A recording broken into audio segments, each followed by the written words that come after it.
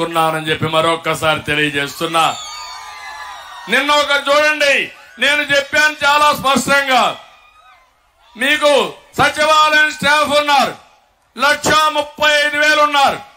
ఇంటింటికి పోయిస్తే 45 మందికే ఇవ్వాలా. ఒక రోజులో అయిపోతుంది. మీరు ఇప్పించమని డిమాండ్ చేశాను. దుర్మార్గమైన పాలన వాళ్ళకి ఇవ్వకుండా సచివాలయానికి రమ్మన్నారు. సచివాలయానికి వచ్చారు, ఒకరిద్దరు చనిపోయారు. దానికి కారణం ఇది ప్రభుత్వ హత్యలు తప్ప ఇంకొకటి తమ్ముళ్ళు మిమ్మల్ని అడుగుతున్నా.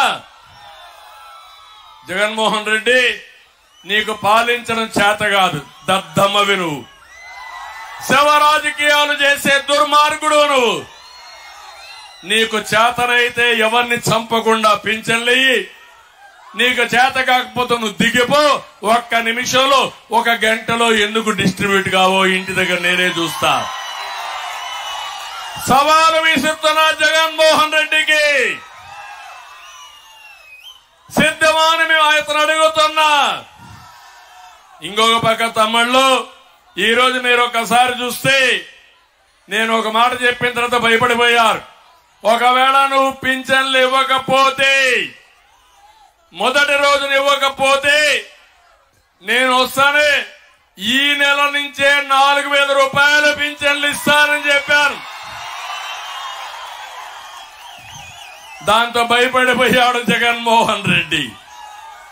నిన్న డబ్బులు రిలీజ్ చేశాడు జగన్మోహన్ రెడ్డి. ఈరోజు 75-80% ఇచ్చారు. ఈ బుద్ధి జ్ఞానం మొన్నేమైంది జగన్మోహన్ రెడ్డి? అంటే ఇంకొకటి చూశాను నేను, ఒక అడగానే జగన్మోహన్ రెడ్డి ఇంకొక రోజు చేస్తుంటే నేరుగా శవాన్ని తీసి వాళ్ళ ఇంట్లోనే పుడ్చేవాడిని. అప్పుడు బుద్ధి వచ్చేది. చంపే హక్కు నీకు లేదు. నువ్వు ప్రభుత్వంలో ఉన్నావు, బాధ్యత నీది, ప్రశ్నించే హక్కు నాది. నువ్వు తప్పు చేస్తే నిలదీస్తా, ఇంకా తప్పు చేస్తే ప్రజా సహకారంతో భూస్థాపితం చేస్తాం తప్ప వదిలిపెట్టాం. తమ్ముళ్ళు, నాకు అనిపిస్తుంది శవ రాజకీయాలు చేసే జగన్మోహన్ రెడ్డి ఫ్యాన్ ఆగిపోయింది. తిరిగే పరిస్థితులు లేదు.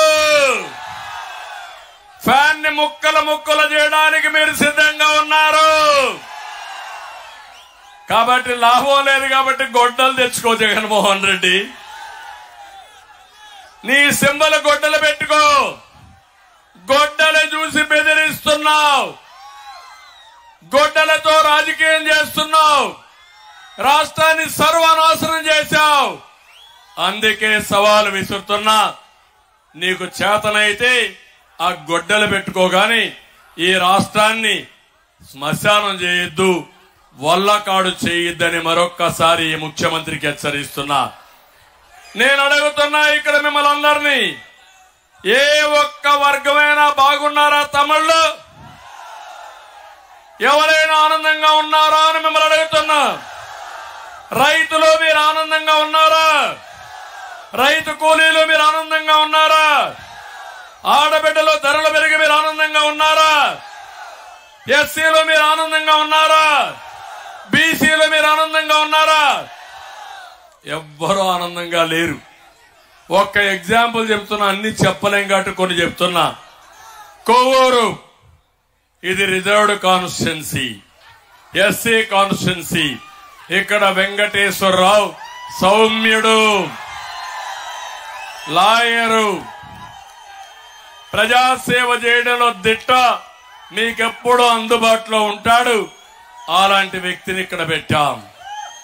ఇక్కడుండే దళిత సోదరమణులు అడుగుతున్నా, 5 ఏళ్లు జగన్మోహన్ రెడ్డి పరిపాలన ఎవరికైనా ఎలాంటి లాభం జరిగిందా తమ్ముళ్ళు అని మిమ్మల్ని అడుగుతున్నా. నా ఎస్సీలు అంటూనే జగన్ దళితుల్ని గొంతు కోసేస్తున్నాడు, వారికి తీరని ద్రోహం చేశాడు. మీరందరూ ఎన్నికరండి, మీరు వెనక్కొచ్చండి.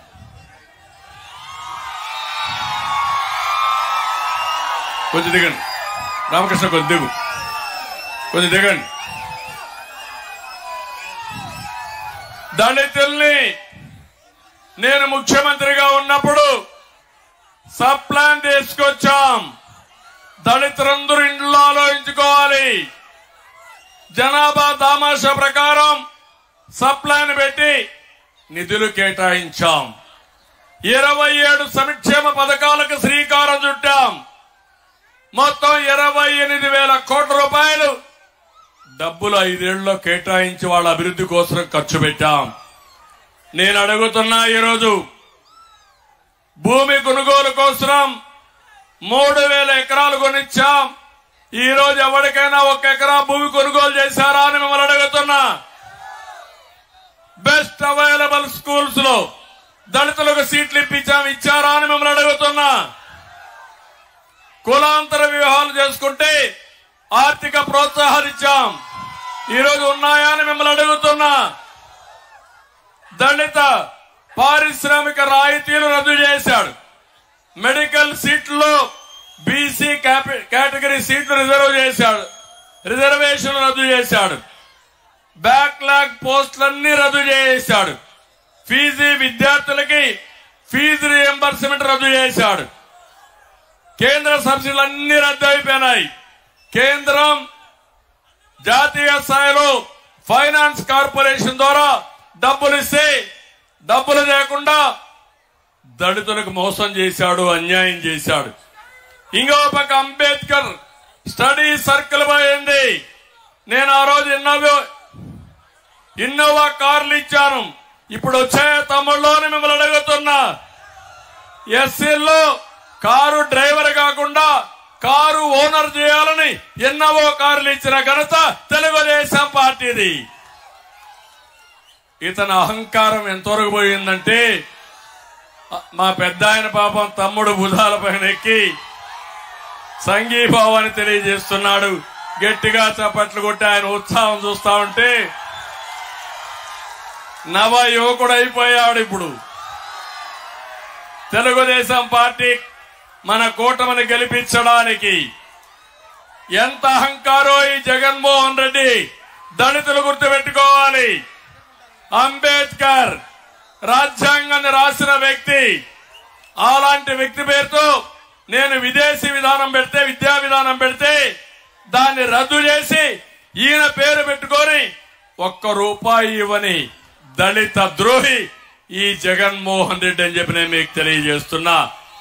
ఇంతేకాదు, ఈ రోజు నేను అడుగుతున్నా, ఎవరైనా దళితులు ప్రశ్నించే పరిస్థితిలో మీరున్నారా? మాట్లాడే పరిస్థితిలో మీరున్నారా అని మిమ్మల్ని అడుగుతున్నా. ప్రశ్నించకూడదు, నిలబడకూడదు, నోరెత్తకూడదు. ఎత్తే కేసులు పెట్టి జైల్లో పెట్టి వాళ్ళని హతం చేసే పరిస్థితికి వచ్చాడు. ఎవరైనా స్వరం విప్పితే వాళ్ళ గొంతు నొక్కేశాడు, లేకుంటే చంపేసే పరిస్థితికి వచ్చాడు. 6,000 మంది పైన తప్పుడు కేసులు పెట్టాడు. 188 మంది దళితులు చంపేశాడు. ఇక్కడే తమ్ముళ్ళు ఈస్ట్ గోదావరిలో డ్రైవర్ సుబ్రహ్మణ్యాన్ని వీళ్ళ ఎమ్మెల్సీ అనంతబాబు చంపేసి డోర్ డెలివరీ